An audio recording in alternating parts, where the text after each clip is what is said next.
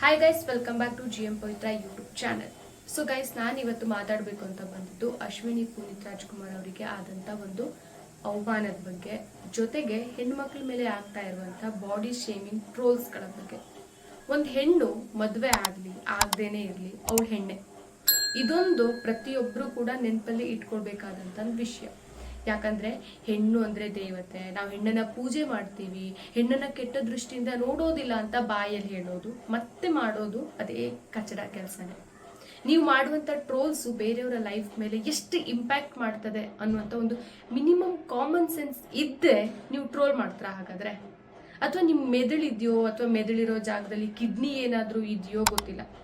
ಇವಾಗ ನಾನು ಹೇಳ್ತಾ ಇರೋದು ಬರೀ ಅಶ್ವಿನಿ ಮೇಡಮ್ ಅವ್ರ ವಿಷಯಕ್ಕೆ ಮಾತ್ರ ಅಲ್ಲ, ಏನೂ ತಪ್ಪಿಲ್ಲದೆ ಇದ್ರೂ ಕೂಡ ಒಂದಿಷ್ಟು ಹೆಣ್ಮಕ್ಳನ್ನ ಟ್ರೋಲ್ ಮಾಡಿ ಬಾಡಿ ಶೇಮಿಂಗ್ ಮಾಡ್ತಿರಲ್ಲ ಅವ್ರ ಬಗ್ಗೆನೂ ಕೂಡ ಒಂದಿಷ್ಟು ಟ್ರೋಲ್ ಪೇಜ್ಗಳಿಸಿದೆ. ರೆಸ್ಪೆಕ್ಟ್ ವುಮೆನ್ ಅಂತ ಪೇಜಲ್ಲಿ ಹಾಕಿರ್ತಾರೆ, ಆದರೆ ಮಾಡೋದೆಲ್ಲ ಮಣ್ಣು ತಿನ್ನೋ ಕೆಲಸನೇ. ರೆಸ್ಪೆಕ್ಟ್ ವಿಮೆನ್ ಅಂತ ಹಾಕಿ ಅದೇ ವಿಮೆನ್ ಬ್ರೆಸ್ಟ್ ಸೈಜ್ ದೊಡ್ಡದಾಗಿದೆ, ಸಣ್ಣ ಇದೆ, ಫ್ಲಾಟ್ ಇದೆ ಅಂತ ಟ್ರೋಲ್ ಮಾಡ್ತಾರೆ.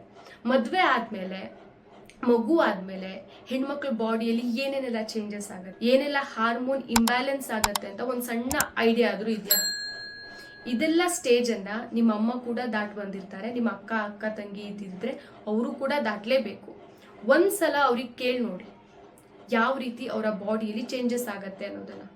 ಹುಡುಗ ಆದ ಮಾತ್ರಕ್ಕೆ ಹುಡುಗಿರ್ ಬಾಡಿಯಲ್ಲಿ ಏನೆಲ್ಲ ಚೇಂಜಸ್ ಆಗತ್ತೆ ಅಂತ ತಿಳ್ಕೊಬಾರ್ದು ಅಂತ ರೂಲ್ಸ್ ಇಲ್ಲ.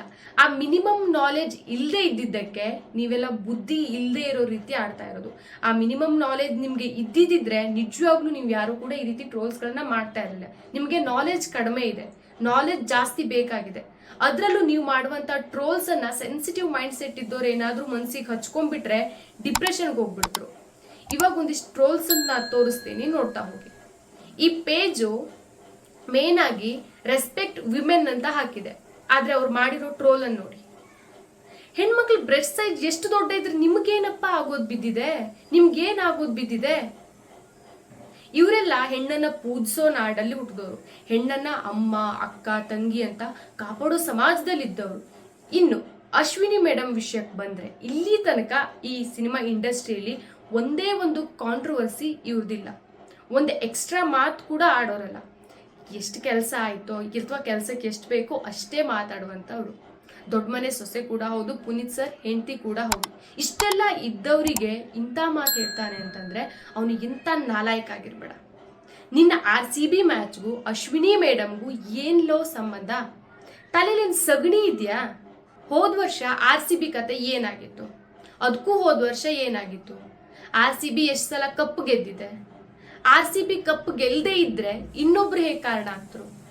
RCB ಚೆನ್ನಾಗಿ ಆಟ ಆಡಿದಿದ್ರೆ ಕಪ್ ಗೆಲ್ತಾ ಇದ್ರು, ಆಡ್ಲಿಲ್ಲ ಸೋತ್ ಹೋದ್ರು, ಇಷ್ಟೇ ವಿಷಯ. ಇದನ್ನೂ ಸಹ ಅರ್ಥ ಮಾಡ್ಕೊಳಿಕ್ ಆಗದೆ ಇರುವಂತ ಚೈಲ್ಡ್ ಚಪಾತಿ ನೀನು. ಯಾವುದೋ ದೊಡ್ಡ ಚಪ್ರಿನೇ ಆಗಿರ್ತೆ ಪಕ್ಕ ನೀನು. ಬೇರೆಯವ್ರ ಮನೆ ಹೆಣ್ಮಕ್ಳ ಬಗ್ಗೆ ಮಾತಾಡೋಕ್ಕಿಂತ ಮೊದಲು ಒಂದ್ಸಲ ನಿಮ್ಮನೆ ಹೆಣ್ಮಕ್ಳ ಬಗ್ಗೆ ಯೋಚನೆ ಮಾಡ್ಕೊಳ್ಳಿ. ಇಷ್ಟೊಂದು ನಾಚಿಕೆ ಬಿಟ್ಟು ಜೀವನ ಮಾಡೋದ್ರಲ್ಲಿ ನಿಜವಾಗ್ಲೂ ಅರ್ಥ ಇಲ್ಲ. ಲೈಕ್ಸ್ ಇವತ್ತು ಬರುತ್ತೆ ನಾಳೆ ಹೋಗುತ್ತೆ, ಲೈಕ್ಸು ವ್ಯೂಸ್ಗೋಸ್ಕರ ಬೇರೆಯವ್ರ ಮನೆ ಹೆಣ್ಮಕ್ಳು ಬ್ರೆಸ್ಟ್ ಸೈಜ್ ದೊಡ್ಡ ಇದೆ, ಫ್ಲಾಟ್ ಇದೆ, ಸಣ್ಣ ಇದೆ ಅನ್ಕೊಂಡೆಲ್ಲ ಯಾಕೆ ಟ್ರೋಲ್ ಮಾಡ್ತೀರಾ? ನಿಜ ಹೇಳ್ತೆ, ಎಂತೆಂಥವ್ರಿಗೂ ಸಾವು ಬರ್ತದೆ, ನಿಮ್ಗೆಲ್ಲ ಯಾಕೆ ಬರೋದಿಲ್ಲ ಅಂತ ನಿಜವಾಗ್ಲೂ ನಂಗೆ ಅನಿಸ್ತಾ ಉಂಟು. ಯಾರಿಗೆ ಇಂಥ ವರ್ಸ್ಟ್ ಟ್ರೋಲ್ ಮಾಡಿಸ್ತಾರಲ್ವ ಅವರಿಗೆ ತಲೆಯಲ್ಲಿ ಮೆದುಳಿದ್ಯಾ ಅಥವಾ ಮತ್ತೇನಾದ್ರೂ ಇದೆಯಾ ಅಂತ ಒಂದ್ಸಲ ಚೆಕ್ ಮಾಡ್ಕೊಳ್ಳಿ ಪ್ಲೀಸ್. ಆಕ್ಚುಲಿ ನಿಜ ಹೇಳ್ಬೇಕಂತಂದ್ರೆ ಇಷ್ಟು ದಿನ ಆದ್ರೂ ಕೂಡ ನಾನು ಯಾವ ವಿಷಯಗಳ ಬಗ್ಗೆ, ಈ ಟ್ರೋಲ್ಸ್ಗಳ ಬಗ್ಗೆ ಆಗಿರ್ಲಿ ಯಾವ್ದ್ರ ಬಗ್ಗೆ ಆದ್ರೂ ಬಟ್ ಮಾತಾಡಿರಲಿಲ್ಲ. ಬಟ್ ಇಲ್ಲಿ ಕಂಡೀಷನ್ ಏನಾಗ್ತಿದೆ, ನಮ್ಮ ಸಮಾಜ ಎಲ್ಲಿ ಹೋಗ್ತಾ ಉಂಟಂತಂದ್ರೆ ಟ್ರೋಲ್ಸ್ ಮಾಡ್ಕೊಂಡೇ ಜೀವನ ಮಾಡೋದು, ಅಥವಾ ನನ್ನನ್ನು ಟ್ರೋಲ್ ಮಾಡ್ತಾರೆ ಅಂದ್ಕೊಂಡೆ ಹೆಣ್ಮಕ್ಳು ತಪ್ಪು ದಾರಿಗೆ ಬರೋದು, ಆ ರೀತಿ ಕೂಡ ಬೇಕಾದಷ್ಟು ನಡೀತಾ ಉಂಟು. ನಾನು ಕೂಡ ನೋಡ್ತಾ ಇದ್ದೆ. ಆ್ಯಕ್ಚುಲಿ ಇದಿಷ್ಟೇ ಚಾನಲ್ಸ್ ಅಲ್ಲ, ಇನ್ನು ಬೇಕಾದಷ್ಟು ಈ ರೀತಿ ಟ್ರೋಲ್ ಪೇಜ್ ಚಾನಲ್ಸ್ಗಳಿದೆ. ಬಟ್ ನಾನಿಲ್ಲಿ ಹೇಳ್ತಾ ಇರೋದು ಕೆಲವೊಂದಿಷ್ಟು ಮಾತ್ರ. ಬಟ್ ನೀವು ಟ್ರೋಲರ್ಸ್ಗಳು ಸ್ವಲ್ಪ ಬುದ್ಧಿ ಕಲ್ತ್ಕೊಳ್ಳಿ. ಟ್ರೋಲ್ ಮಾಡಿ, ಎಂಟರ್ಟೈನ್ಮೆಂಟ್ ಮಾಡಿ, ಬೇರೆಯವರಿಗೆ ತಮಾಷೆ ಕೊಡಿ. ಬೇರೆಯವ್ರ ಲೈಫಲ್ಲಿ ಏನೇನೋ ಟೆನ್ಷನ್ಸ್ ಇರ್ತದೆ, ಬಟ್ ನಿಮ್ಮ ಟ್ರೋಲ್ಸ್ ನೋಡಿ ಅವ್ರು ನಗಾಡ್ತಾರೆ. ಬಟ್ ಒಂದು ಬಾಡಿ ಶೇಮಿಂಗ್ ಅಂತೆಲ್ಲ ಇದೆ ಅಲ್ಲ, ಅದು ನಿಮ್ಮ ಕೆಲಸನೇ ಅಲ್ಲ, ನಿಮಗೆ ಬೇಕಾಗೇ ಇಲ್ಲ. ದೇವರು ಪ್ರತಿಯೊಬ್ಬರಿಗೂ ಕೂಡ ಪ್ರತಿಯೊಂದು ರೀತಿ ಬಾಡಿ ಕೊಟ್ಟಿದ್ದಾನೆ. ಅದನ್ನ ಫಸ್ಟ್ ನೀವು ಅರ್ಥ ಮಾಡ್ಕೊಳ್ಳಿ. ನಿಮ್ಮ ಬಾಡಿ ಎಷ್ಟು ದೊಡ್ಡ ಇದೆ, ನಿಮ್ಮ ಬಾಡಿ ಎಷ್ಟು ಸಣ್ಣ ಇದೆ ನೋಡ್ಕೊಂಡಿದ್ದೀರಾ? ಯಾವತ್ತಾದ್ರೂ ಚೆಕ್ ಮಾಡ್ಕೊಂಡಿದ್ದೀರಾ? ಅದ್ರ ಬಗ್ಗೆ ಯೋಚನೆ ಮಾಡಿ. ನಿಮ್ಮ ಲೈಫ್ಗಳ ಬಗ್ಗೆ ಯೋಚನೆ ಮಾಡಿ. ಬೇರೆಯವ್ರ ಮನೆ ಹೆಣ್ಮಕ್ಳದ್ದು ಬ್ರೆಸ್ಟ್ ಸೈಜ್ ದೊಡ್ಡ ಇದೆ, ಮದುವೆ ಆದ್ಮೇಲೆ ಬ್ರೆಸ್ಟ್ ಸೈಜ್ ದೊಡ್ಡ ಆಗಿದೆ, ನಿವೇದಿತಾ ಗೌಡ ಅವ್ರಿಗೆ ಟ್ರೋಲ್ ಮಾಡಿರೋದನ್ನು ಸಹ ನಾನು ನೋಡಿದ್ದೀನಿ. ಏನಾಯ್ತು ಅದರಿಂದ? ಬೇರೆಯವ್ರ ಮನೆ ಹೆಣ್ಮಕ್ಳು ಬ್ರೆಸ್ಟ್ ಸೈಜ್ ದೊಡ್ಡಾದ್ರೆ ನಿಮ್ಗೇನಾಗೋದು ಬಿದ್ದಿದೆ? ಸೊ ಇದಿಷ್ಟು ನಾನು ಹೇಳ್ಬೇಕಂತ ಇದ್ದಿದ್ದು. ನನಗೆ ಗೊತ್ತುಂಟು ಈ ವಿಡಿಯೋ ನೋಡ್ಕೊಂಡು ಟ್ರೋಲ ಸಿಕ್ಕಾಪಟ್ಟೆ ಉರ್ಕೋತಾರೆ ಅನ್ನೋದು ಗೊತ್ತುಂಟು. ನೀವು ಉರ್ಕೊಳ್ಳಿ, ಏನಾದ್ರೂ ಮಾತಾಡ್ಕೊಳ್ಳಿ.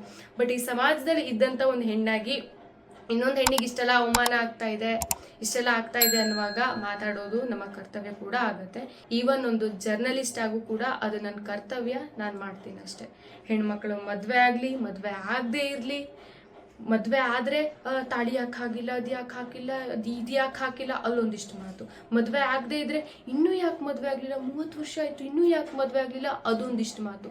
ಒಟ್ಟಿನಲ್ಲಿ ಸಮಾಜದಲ್ಲಿ ಹೆಣ್ಮಕ್ಳಿಗೆ ಪ್ರತಿಯೊಂದು ಸಿಚುವೇಶನ್ಸಲ್ಲೂ ಮಾತುಗಳು ಕೇಳೋದಿದ್ದೇ ಇರ್ತದೆ. ಅದ್ರ ಜೊತೆಗೆ ನಿಮ್ಮದೊಂದು ಆ್ಯಡ್ ಆಗುತ್ತೆ, ಬಾಡಿ ಶೇಮಿಂಗ್. ಮದುವೆ ಆದಮೇಲೆ ಅವ್ರು ಅಷ್ಟು ದಪ್ಪ ಆದರು, ಡೆಲಿವರಿ ಆದಮೇಲೆ ಅವ್ರು ಇಷ್ಟು ದಪ್ಪ ಆದರು, ಮೇಡಮ್ ಬಾಡಿ ಮೇಂಟೈನ್ ಮಾಡಿ ಅಂತ ಕಮೆಂಟ್ ಆಗ್ತಾರಲ್ಲ, ಅದಕ್ಕೂ ಮುಂಚೆ 1000 ಸಲ ಯೋಚನೆ ಮಾಡಿ.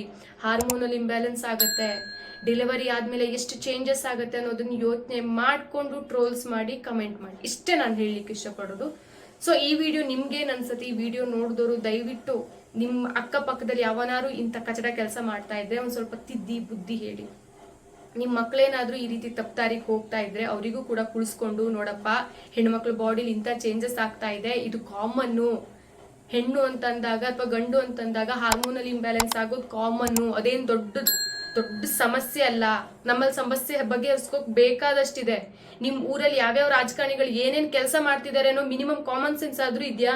ಅಥವಾ ನಿಮ್ ಊರ MP MLA ಯಾರು ಅನ್ನೋದು ಸಹ ಎಷ್ಟೋ ಜನರಿಗೆ, ಈ ಟ್ರೋಲರ್ಸ್ ಗಳಿಗೆ ಎಷ್ಟೋ ಜನರಿಗೆ ಗೊತ್ತಿಲ್ಲ. ಬಟ್ ಇವ್ರು ಮಾತಾಡೋದೆಲ್ಲ ಬಾಡಿ ಶೇಮಿಂಗು. ಅದ್ರ ಬಗ್ಗೆ ಜಾಸ್ತಿ ಕೆಲಸ ಮಾಡಿ. ನಿಮ್ಮ ಊರಲ್ಲಿ ರೋಡ್ ಸರಿ ಇಲ್ವೋ, ಚರಂಡಿ ಸರಿ ಇಲ್ವೋ, ಅಥವಾ ನಿಮ್ಮ ಊರಲ್ಲಿ ಯಾರಿಗಾದ್ರೂ ಆಸ್ಪತ್ರೆ ಸರಿ ಇಲ್ವೋ, ಅದ್ರಗಳ ಬಗ್ಗೆ ಟ್ರೋಲ್ ಮಾಡಿ.